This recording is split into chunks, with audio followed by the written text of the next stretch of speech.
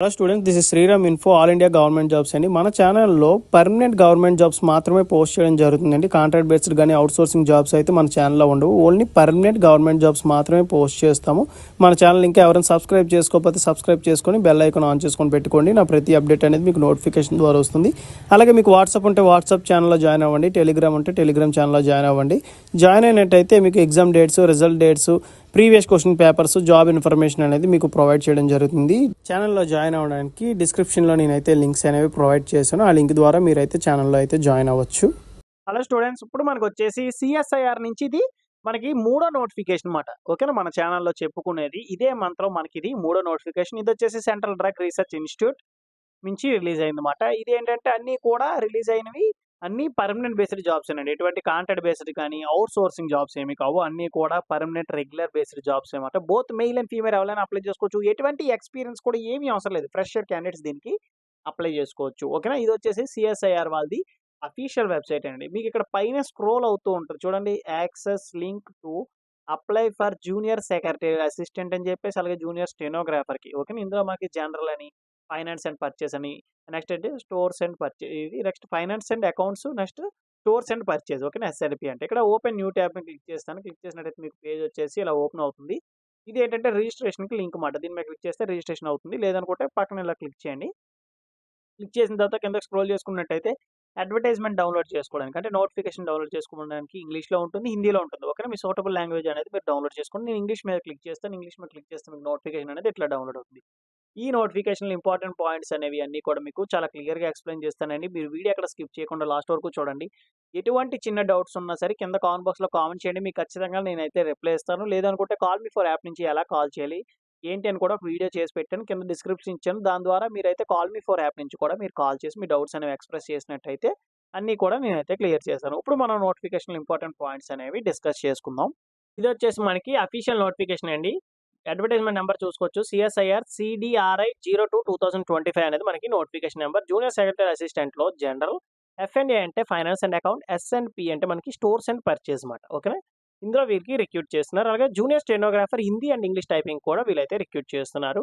Important dates discuss చేసుకునే ముందు నా నుండి చిన్న రిక్వెస్ట్ అండి, మీకు ఈ వీడియో నచ్చినట్టయితే లైక్ చేసి మీ ఫ్రెండ్స్ కూడా షేర్ చేయండి. ఇన్ఫర్మేషన్ అనేది వాళ్ళకి కూడా యూజ్ అవుతుంది. అలాగే ఏంటంటే మరిన్ని వీడియోస్ చేయడానికి నాకు కొద్దిగా ఎంకరేజ్మెంట్గా ఉంటుంది. Starting date of online application చూసుకున్నట్టయితే మండే 10th ఫిబ్రవరిని మనకి స్టార్ట్ అయిందండి. లాస్ట్ డేట్ వచ్చేసి మనకి మండే 10th మార్చ్ 2025 అయితే ఎండ్ అవుతుంది. ఈ డేట్స్ లోపు మీరు ఆన్లైన్లో అప్లై చేసుకోవాల్సి ఉంటుంది అనమాట. ఓకేనా, ఎటువంటి ఆఫ్లైన్ అప్లికేషన్ కూడా మీరు ఏం పంపించాల్సిన అవసరం లేదు. Hard copy of application shall not be sent to CSIR CDRI. ఓకేనా, హార్డ్ కాపీ మీరు ఏం పంపించాల్సిన అవసరం లేదు. రిటన్ ఎగ్జామ్ అనేది మనకి 10 days ముందు మీకు మెయిల్కి అయితే ఇంటిమేట్ అయితే చేస్తారు. అలాగే వర్క్ ఫోర్స్ బ్యాలెన్స్ అండి. ఇదేంటంటే మెయిల్ అంటే ఫీమేల్ క్యాండిడేట్స్ అప్లై చేసుకోవచ్చు.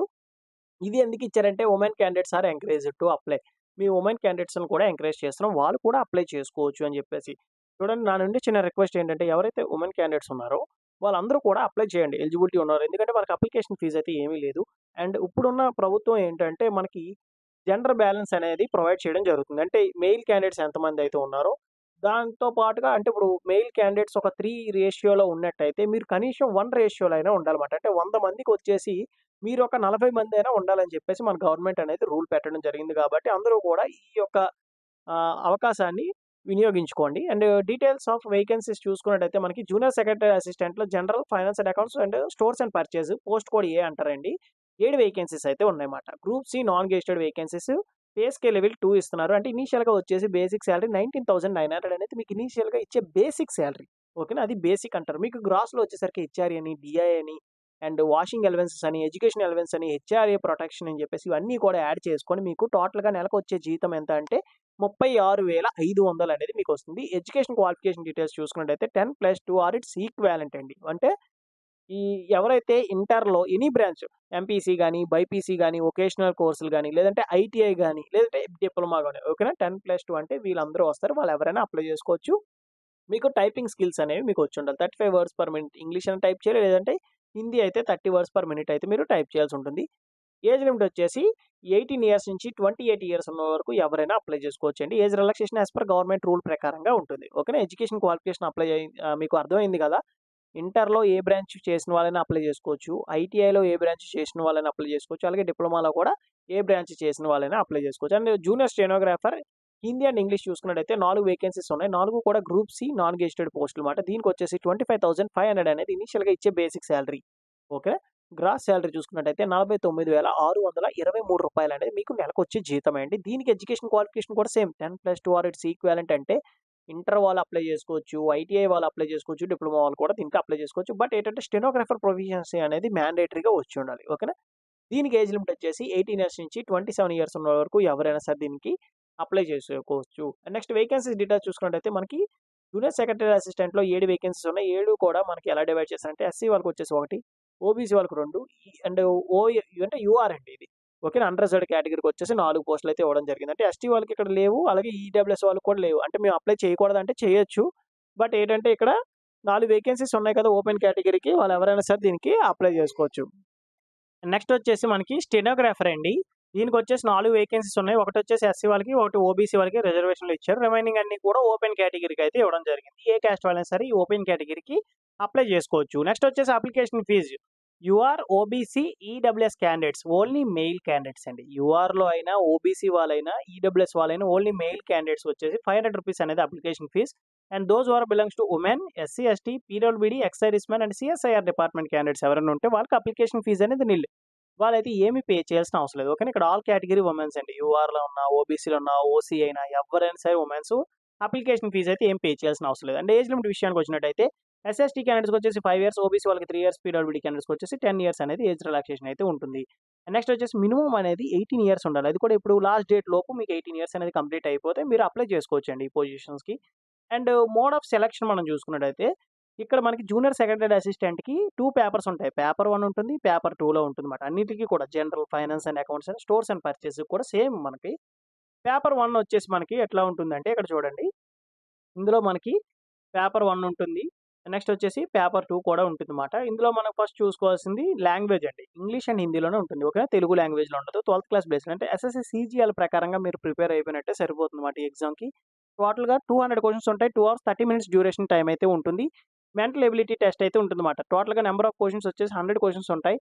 200 మార్క్స్ ఉంటుందన్నమాట. ఈచ్ కరెక్ట్ ఆన్సర్‌కి 2 మార్క్స్ అండి. అండ్ నెక్స్ట్ వచ్చేసి మనకి నెగెటివ్ మార్కింగ్ అనేది ఏమి ఉండదన్నమాట దీనికి. ఇది పేపర్ 1కి. పేపర్ 2 వచ్చేసరికి మనకి 1 నెగెటివ్ మార్కింగ్ అయితే ఉంటుంది. అంటే ఇక్కడ ఈచ్ క్వెషన్ క్యారీ 3 మార్క్స్ అండి.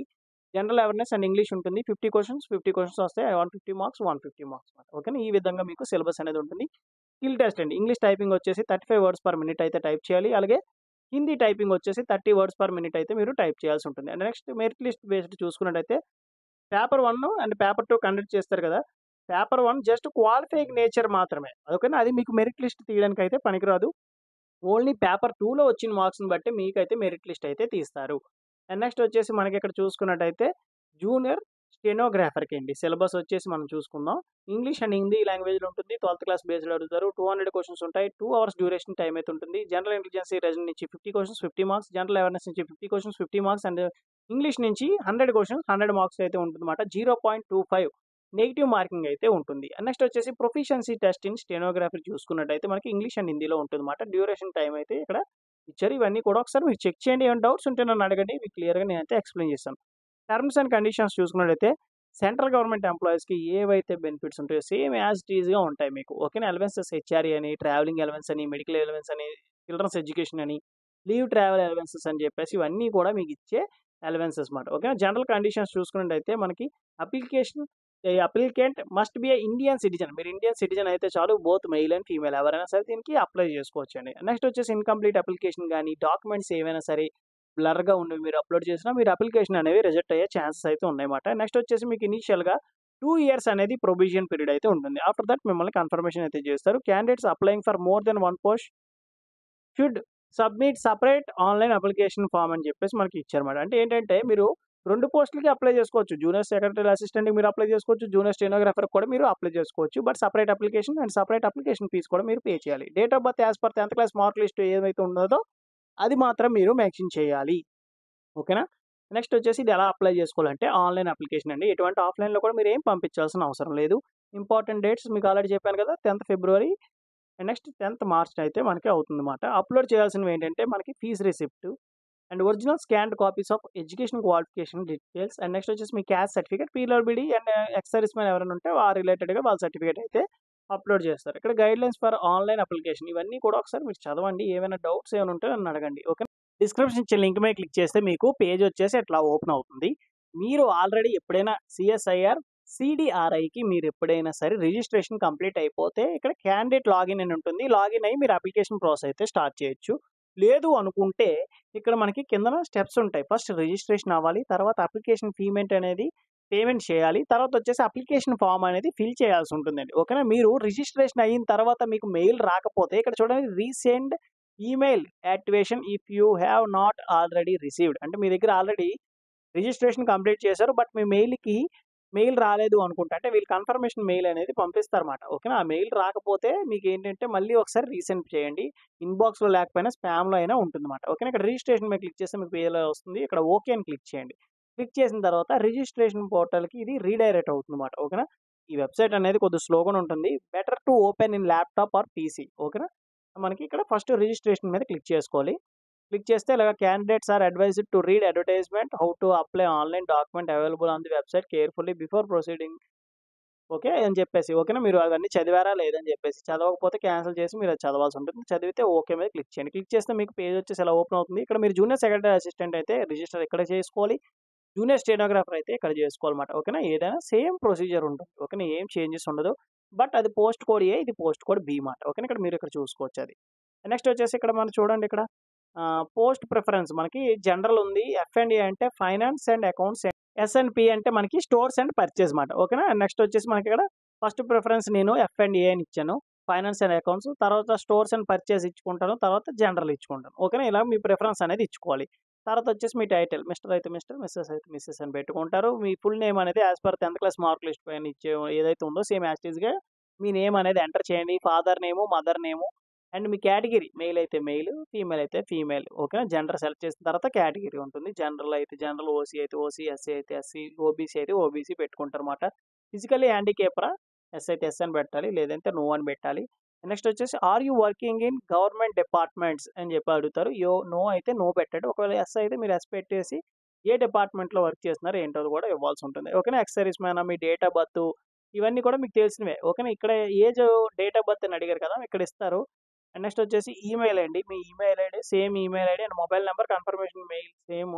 ఇక్కడ వచ్చేసరికి పాస్వర్డ్ మాట. పాస్వర్డ్ ఒకటి క్రియేట్ చేసుకోండి. సేమ్ పాస్వర్డ్ అది గుర్తుపెట్టుకోండి. క్యాప్చర్ ఎంటర్ చేసి సబ్మిట్ మీద క్లిక్ చేసినట్టయితే వీళ్ళొక కన్ఫర్మేషన్ మెయిల్ అనేది మీకు పంపిస్తారు. ఆ మెయిల్ అనేది మీరు వెరిఫై చేసుకున్నట్టయితే రిజిస్ట్రేషన్ డీటెయిల్స్‌తో లాగిన్ అవుతారన్నమాట. అంతేనండి రిజిస్ట్రేషన్ ప్రాసెస్.